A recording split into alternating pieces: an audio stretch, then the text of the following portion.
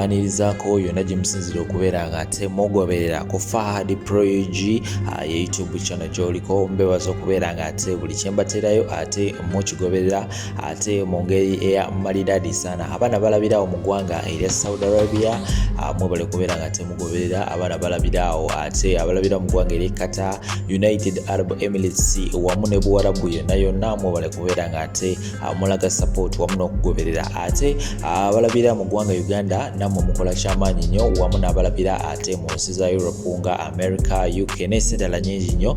Amanya gange bampisa Fahad Pro era nga mbeerawo nnyo okubeera nga nkutuusaako ebyaka biddeire, nkutuusako updates ez'enjawulo, anything nga kikola amawulire mu ggwanga Uganda ate ne bwere w'eggwanga Uganda mbeera mbigattagatta ne mbinoonya ate ne mbikutuusaako. Gwe kyolina okukola olina kubeera nga osubscribinga ate ne ka notification bell akunobeera nga okateekako. Kuba tali kumala budde njagala nkutwale butereevu mu mawulire ag'omukyala Sheebah Karungi. Sheebah Karungi gye buvuddeko awo yasitula n'ava mu ggwanga Uganda n'ayolekera side eri mu Buwarabu ng'agenda kubeera nga ate asanyusa Bannayuganda naddala wali abawangalira mu ggwanga ey'e Dubai, Abu Dhabi ne Alaini. Show zonna zatambudde bulungi nnyo wabula ey'e Dubai Sheebah yabadde akyali ku stage wabula surprisingly abasirikale basazeeko era Sheebah ne bamugyawo bubi nnyo ne bamutwala mu motoka. Ne gye buli kati tetunnaba kubeera nga tufuna information ekwatagana ku Sheebah waali ewatuufu ssaawa eno wabula twogeddeko ne manager we n'abaako by'atunnyonnyolamuko mpolampola era ngenda kubeera nga mbikuteerawo awo. Ate ku side endala waliwo omuyimbi asanyusiza Bobi Wine amukubidde akayimba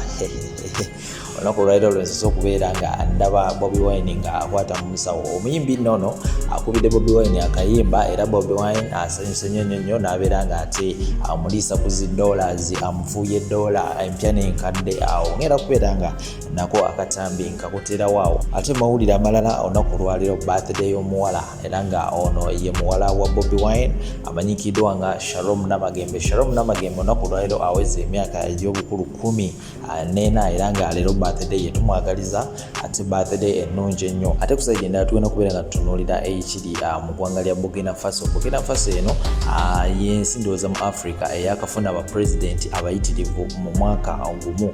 Burkina Faso yakafuna abapresidenti 3 mu bbanga lya mwaka gumu era nga waliwo abaddeko era nga yawambiddwa mu nnamagye era nga abadde ku ddaala erya captain yamuwambye era nga ngira nti ye president. Nabyo ngenda kubeera nga nabyo mbikuteerawo awo naye nga nkujjukiza in case tonaba kubeera nga subscribe notification bell giteekeko nti wano buli kyagabye ojja kubeera nga okifuna. Ate teweerabira okubeera nga olikinga ka video kano ate ne comment yo gisuulewo wansi awo. Ate teweerabira okubeera nga ate osharingirako n'abalala babeere nga balaba Fahad Pro gemanya kankulekereko akatambi kano tovaawo. What's up everybody, Sheebah Karungi aka Swag Mama Dubai. Are you ready for me? I'm with you tonight, giving you the baddest show. Get your tickets if you haven't. Dubai, Sheebah Karungi, Swag Mama.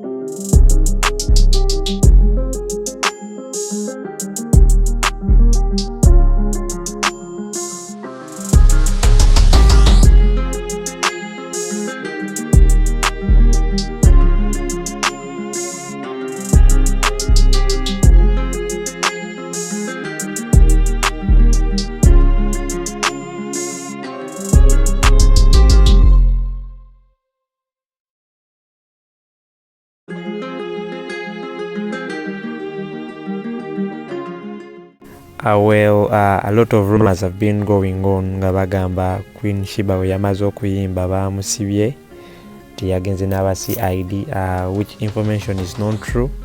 Era nga mu video eno gye mulaba it's a screen recording gye nabadde njogera ne Kim because yasibye n'omuyimbi olwaleero bwe tuva okulaba ye manager Delisa nga bali ku hoteli babadde bagenda ku boat cruise olwaleero.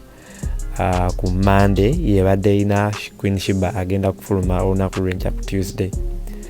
Abasajja bebalabye nga bebayisa aba CID ababadde abaloka ababadde ku stage eyo gyabadde mikwano gya Sheba actually bebaze naye mu motoka era ne babeera ku stage ne bamulinda n'ayimba oyo gwe mulaba ye manager Delisa.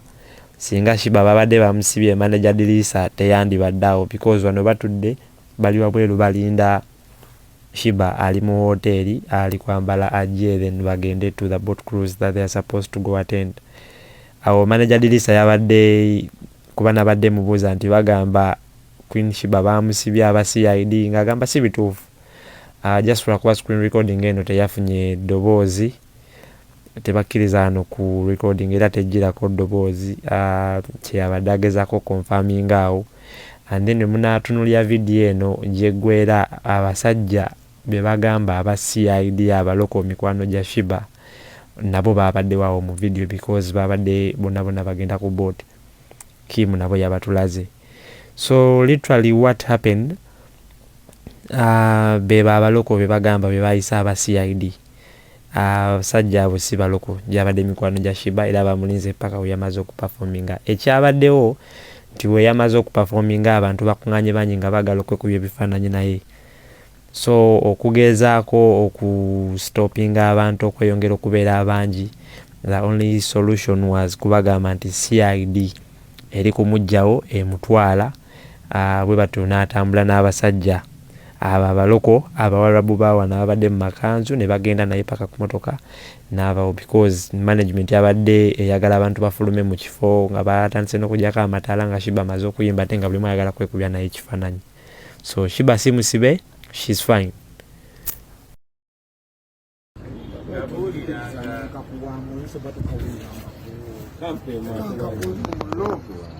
Zebampita omubanda wa His Excellency Bobi Wine. Zemuna ina kwetuma nga simanyi ogenda kufuuka bino byoli. Niyo kati oli muzibu. Bwogezanya ensi yonna.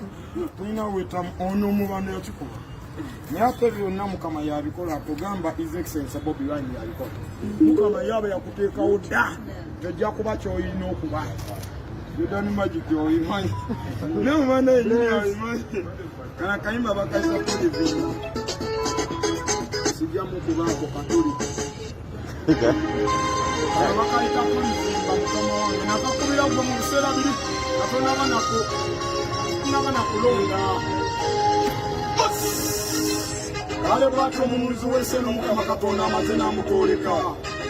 Era nga yagenda okununula eggwanga lino live mu mikono gy'abasibiramu kuba bannange lulitalutamu tujje mu ntebe y'eggwanga. Ate mununuzi w'ensi banansi tetulinamu essuubi. Lulitalutta mukwano ng'otudde mu ntebe y'eggwanga. Ate mununuzi w'ensi banansi tetulinamu essuubi. Abaami His Mandela wa Uganda. Eto kulezido ha oyo gwenyamba waliwo ke wakola mu palamenti luli fenna ne tukkiriza ate waliwo ne likodi gyokyakoze mu kalulu sisuubira litumenyawo bonnange bambi ne we batusiba ojja bambi n'otununulayo era bwe nakulaba ng'oyimiddewo akamwenyo nange nenzisaako yongero nkakase ku ntebe nti ojja twesunga okuyirira obululu biri abirimu misoni gye tuliko ekijja kijeffe twasalawo erulitalutamu ntebe y'ebbanga. Ate mununuzi w'ensi balansidde tulinamu essuubi. Lulitalutya mukwano ng'otudde mu ntebe y'eggwanga. Ate mununuzi w'ensi balansidde tulinamu essuubi. Ibona lebo waffe manya yegwe pulezido era yegwe nannyini ntebe eryennene banna eyo bannange agitudde mwasituki eno yesaawo gituulemu weyitanga ekiseera ensi nga bawoza byakiyayi kaseera kituukirire ekintu kyo wazimba nnyo abaate n'okiwanika nnyo gyogana babbiiru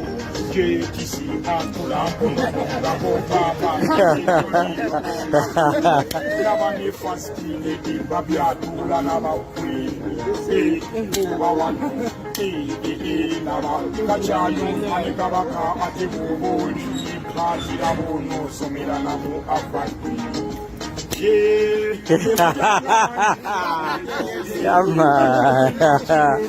naye n'obayiwa kubanga sente zozirina bwe wajjanga mununuzi erilikyalutamutuge ebe yeggwanga gwe mununuzi w'ensi balansibe tulina mu essuubi lulikyalutamukwano ngetuddemu ebe yeggwanga gwe mununuzi w'ensi balansibe tulina mu essuubi ayi mukama katonda ow'obuyinza gwe yasobozesa mozesi okununula abaana ba isirayiri tukwasa omwana we robert kyagulanyi sentamu omwongera obuvumu n'okumubusa ejasitaani n'enkwe z'abalimu aliwo ebitanyuma kujjukira naye atajjukira byava ne gyagenda talimanya wamu n'abeesiga mukama tetuyuga ng'olusozi sayuuni ova wano nogeneebulaya midiole etagala kolera efulukutafulukuta okukola eggulire basobole okukola twalikatabwako bana balala bakwako n'abali bakulijjako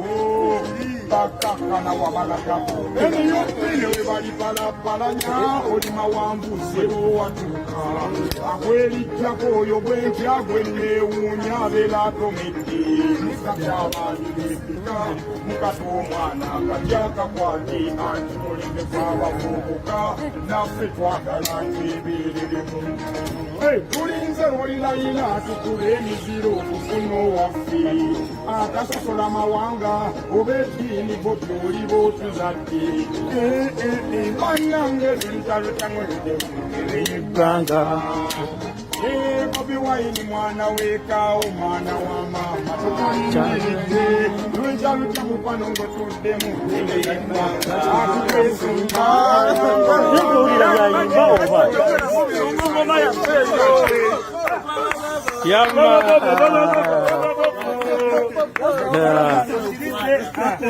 alali rage kabocheyo